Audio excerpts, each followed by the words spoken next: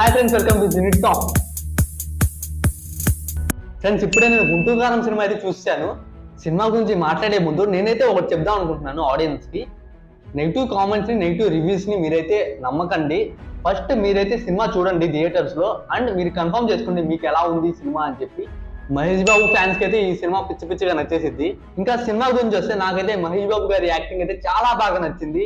Super గా చేశారు. చూడంగానే మజా వచ్చిందా? మహేష్ బాబు గారి ఇంట్రడక్షన్ కానీ, ఆయన యాక్టింగ్ కానీ, ఆయన కామెడీ పంచెస్ కానీ, టైమింగ్స్ కానీ చాలా చాలా చాలా బాగున్నాయి. పానిగడ్ కూతురు ఫిగరే. సంక్రాంతికి నిజంగానే ఇది ఫ్యామిలీ ఎంటర్టైనర్ మూవీ. ఇంకా హీరోయిన్ శ్రీలీల గురించి మాట్లాడుకుంటే, శ్రీలీల గారు చాలా బాగా చేశారు పర్ఫార్మెన్స్. అండ్ డాన్స్ అయితే హైపర్ యాక్టివ్ డాన్స్ అయితే ఇచ్చారు. మహేష్ బాబు గారే అన్నారు ఆ అమ్మాయితో డాన్స్ చేయడం చాలా కష్టం అని. ఈ మూవీలో చిన్న తర్వాత మనకు అనిపించింది. అండ్ ఈ అమ్మాయితో డాన్స్ వేయటం వామ్ము, అదేం డాన్సు. హీరోలందరికీ తాట ఊడిపోద్ది.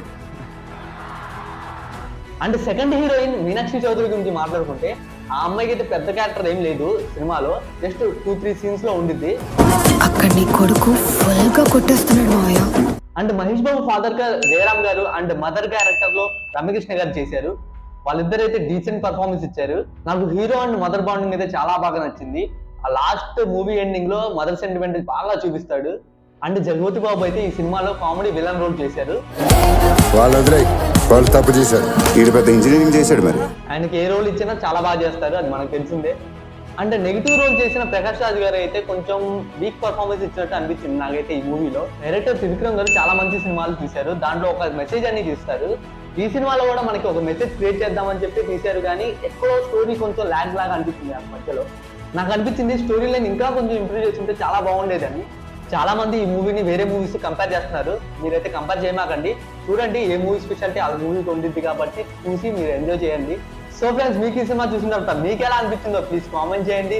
And do subscribe our channel unit talks.